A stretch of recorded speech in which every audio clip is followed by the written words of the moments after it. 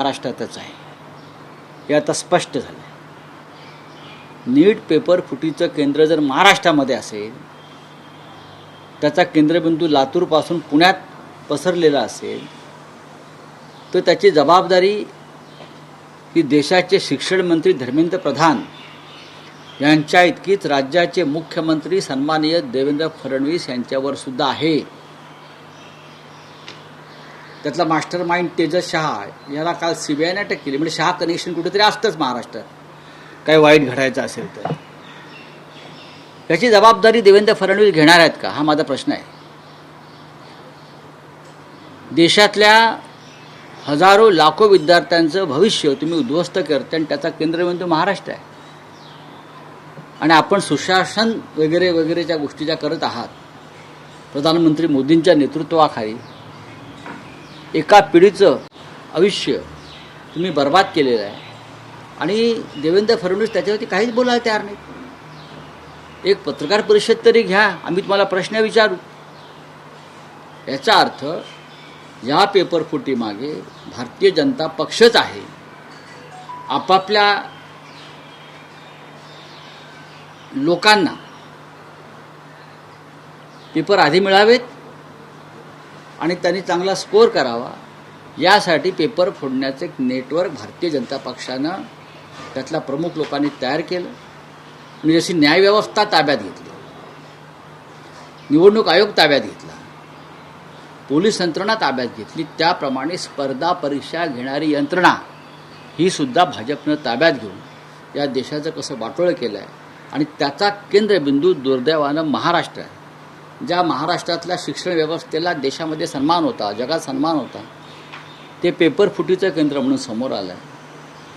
कुठे त्या राज्याचे शिक्षण मंत्री, मुख्यमंत्री काय ते आतापर्यंत त्यांनी याच्यावरती भूमिका घेतली? सीबीआय कारवाई करते, लक्षात घ्या.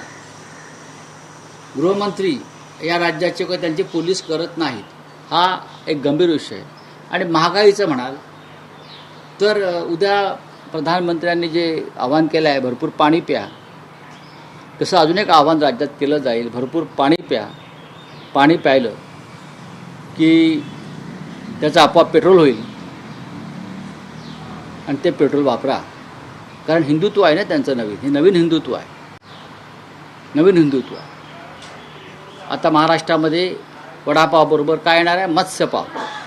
काय मत्स्यपाव, हे नवीन नवीन फंडे काढत असतात. मत्स्यपाव, अमुक पाव, तमुक पाव. पण खिमापाव खायचा नाही, कारण तो त्याचा संबंध मुस्लिमांशी आहे ना. काल या राज्यामध्ये मुस्लिमांच्या सणावरून जी दंगली व्हायचा प्रयत्न झाला, हे महाराष्ट्राच्या परंपरेला शोभत नाही. तुम्ही स्वतः मटणाची दुकानं चालवता, तुम्ही स्वतःच्या दुकानामध्ये मटण विकता, सगळे अर्ध्या मंत्र्यांची हॉटेल्स आहेत. मग तुम्ही तिथे आता फक्त श्रीखंड पुरीच विका ना, काय विकून? महाराष्ट्र हा मांसाहारी आहे, लक्षात घ्या. महाराष्ट्र हा क्षत्रिय धर्माचं पालन करणारा छत्रपती शिवाजी महाराज हे क्षत्रिय मराठा. आणि तुम्ही महाराष्ट्रावर काय लादताय? हे अत्यंत चुकीच्या पद्धतीने महाराष्ट्राची दिशा सुरू आहे. पण सोसायट्यांमध्ये जर कुर्बानी बकऱ्यांची दिली जात असल्या त्याची परवानगी दिली जात असेल, काय सोसायट्यांमध्ये नाही बघा, ह्याच्यावरती गृहमंत्र्यांनी, पोलीस आयुक्तांनी बसून तोडगा काढायला पाहिजे होता. बळी तर आम्ही देतो ना, महाराष्ट्राचं सरकारच बळी देऊन आलेलं आहे. महाराष्ट्राचं सरकार देवळात बळी देऊन आलेलं आहे, हे माहिती आहे का तुम्हाला? 55 रेडे कामाख्य देवीच्या मंदिरात कापले गेले, ही कुर्बानीच आहे ना. त्या कुर्बानीवर सुद्धा आपण आक्षेप घेतला पाहिजे. आमचा आक्षेप आहे या अंधश्रद्धेला. 55 रेडे कापून जे सरकार सत्तेत आलेलं आहे, ते दुसऱ्यांच्या कुर्बानीला विरोध करत आहे. हा मानसिक गोंधळ आहे, हा मानसिक गोंधळ आहे. महाराष्ट्रामध्ये मांसाहार होणार आणि मांसाहार केला जाईल. ठीक आहे, पद्धतीमध्ये काही बदल होऊ शकतात, पण आधी जे मुसलमानांच्या कुर्बानीला विरोध करतायत त्यांनी आधी जे 55 रेडे कापून, ते पण मंदिरात, सत्तेवर आले, त्यांच्याबरोबर आपण बसलेला आहात, त्या कुर्बानीला सुद्धा विरोध केला पाहिजे तुम्ही, हे माझं मत आहे. नाही, पण राऊत साहेब, तुम्ही जेव्हा मुख्यमंत्र्यांच्या धोरणांवर किंवा भूमिकांवर टीका करता, तर दुसऱ्या बाजूला तुमच्या पक्षाचेच आमदार मिलिंद नार्वेकर असतील किंवा तुमच्या पक्षाचे नेते आदित्य ठाकरे हे मुख्यमंत्र्यांचं अभिनंदन आणि कौतुक करतायत. विषय महापालिकेचा जरी असला, रक्तपेढ्यांचं खासगीकरण, हॉस्पिटलचं खासगीकरण, मिलिंद नार्वेकर मध्यरात्री मुख्यमंत्र्यांना इत्यंभूत माहिती देतात. मुख्यमंत्री तो प्रस्ताव महापालिकेत नॉट टेकन करायला लावतात आणि आदित्य ठाकरे त्या विषयावर प्रेस घेतात आणि मुख्यमंत्र्यांचे चांगलं आहे आभार ना. मानतात आणि तुमचे आमदारही आभार मानतात. ते म्हणतात सत्ताधारी आणि विरोधक हे आता महापालिकेत भ्रष्टाचार मुक्त आणि स्वच्छ मग कारभारासाठी त्यात एकत्र चुकीचं काम काय करतात. आहे? महापालिकेत जर भ्रष्टाचार सुरू असेल आणि तो मुख्यमंत्र्यांच्या निदर्शनास आणला असेल आणि मुख्यमंत्र्यांनी त्याच्यावर कारवाई करून ते थांबवलं असेल, तर अशा प्रसंगामध्ये मुख्यमंत्र्यांचं स्वागत करावंच लागेल किंवा सत्ताधाऱ्यांचं स्वागत करावंच लागेल. मी नीटच्या माध्यमातून म्हणतो, जग हा देशभराचा विषय आहे, महाराष्ट्र केंद्रबिंदू आहे. अशा वेळेला जबाबदारी मुख्यमंत्र्यांची नाही का? CBI येऊन कारवाई करते. पण इतकं मोठं कांड परीक्षा स्पर्धेतलं सुरू असताना महाराष्ट्र पोलीस, राज्याचं गृहमंत्रालय हे अनभिज्ञ आहे. ह्याच्यावरती जर आम्ही बोललो तर ती मुख्यमंत्र्यांवर टीका होत नाही, ती शासनावर टीका आहे.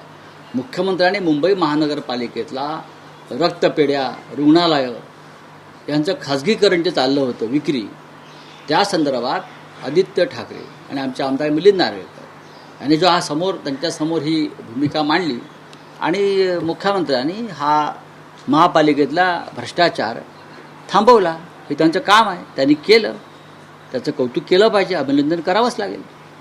नाही, पण ते विषय मुख्यमंत्र्यांना दिसतात, पण एवढे मोठे प्रश्न दिसत नाही. हा एक मुद्दा आहे ना. सुधार समिती असं आहे की शिंदे शिवसेनेकडे असतं असं म्हटलं जातं. महापालिकेतलं हे शह काटशहाचं राजकारणही आहे. मग ते चांगलं आहे ना, तर चुकीचं काय? या महाराष्ट्रातून शिंदे गट नावाचा जो प्रकार आहे तो पूर्णपणे नेस्तनाबूत करण्याचा चंग जो राज्याच्या मुख्यमंत्र्यांनी बांधला असेल अनेक माध्यमातून. आता आपण पाहिलं असेल विधान परिषद निवडणुकीत सुद्धा भाजपचा कसा वरचष्मा आहे काय. तर आम्ही मुख्यमंत्र्यांच्या पाठीशी उभे राहू. ही घाण आहे, ही कीड आहे बेईमानीची, ती जर दूर होत असेल आणि त्यांचा भ्रष्टाचार, हे सरकार भ्रष्टाचारातून आलेलं आहे शिंद्यांचं, तर आम्ही त्यांचं स्वागत करू. बोला. काल दिवसभर आपण पाहिलं तर सगळे अनेक मंत्री दिल्लीला गेले होते, अमित शहाची भेट घेतात. तिन्ही जे पक्ष महायुतीमधील ते विधान परिषद जागा आपल्याकडे कसे जास्त घेता येईल याचा प्रयत्न करतात. भाजप अनेक ठिकाणी शिंदेना दाबण्याचा देखील प्रयत्न करतात. ठाण्यात देखील अनेक त्यांचे खासदार हे बहुजन विकास आघाडीच्या नेत्यांशी भेट घेत आहेत. चुकीचं आहे ते. बघा, शिंद्यांना दाबण्याचा प्रयत्न होतोय हा तुमचा जो स्टेटमेंट आहे, शिंदे आधीच गुदमरलेले आहेत. या सरकारमध्ये शिंदे आधीच गुदमरलेले आहेत. मुख्यमंत्री जे सांगतायत शिंदे माझे मित्र आहेत, शिंदे माझे सहकारी आहेत, शिंदे आमचे नेते आहेत, जे देवेंद्र फडणवीस यांना ओळखतात त्यांना फडणवीसांचे संकेत व्यवस्थित कळतात. कळलं? त्याच्यामुळे भविष्यात जे काय घडणार आहे त्याची ही नांदी आहे, इतकंच मी सांगतो. म्हणूनच जी जमवाजमव सुरू आहे ती जमवाजमव त्यासाठीच आहे कारण उद्याची निवडणूक विधानसभेची भाजपा आणि शिंदे गट हे एकत्र लढू शकत नाहीत.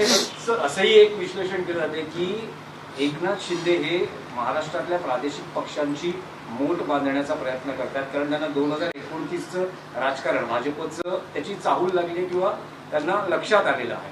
तर असं पाहता अलीकडे बच्चू कडू असतील, आनंद परांजपे असतील, आता भवियाचा उल्लेख होतो. तुम्हाला या खूप मोठ्या शक्ती वाटतात का? नाही, पण हे ज्यांना लोकांनी पूर्णपणे नेस्तनाबूत केलेल्या या शक्ती आहेत, त्यांच्याबरोबर हे काय प्रादेशिक पक्ष नाही आहेत ना. या महाराष्ट्रामध्ये महाराष्ट्रात प्रादेशिक पक्ष दोनच आहेत. एक शिवसेना बाळासाहेब ठाकरेंचे, म्हणजे आम्ही सगळे, आमचा पक्ष, उद्धव ठाकरे प्रमुख आहेत त्या पक्षाचे, आणि दुसरा माननीय शरद पवारांच्या नेतृत्वाखालची राष्ट्रवादी काँग्रेस पक्ष. हे दोनच या राज्यामधले प्रमुख प्रादेशिक पक्ष आहेत ज्या राज्याच्या अस्मितेवर बोलतात आणि भूमिका मांडतात. आणि बाकी जे काय चाललं आहे सध्या चणे फुटाणे गोळा करण्याचं काम, बरं का, चालतो. तुमच्या भाषेत त्याला चकना म्हणतात ना.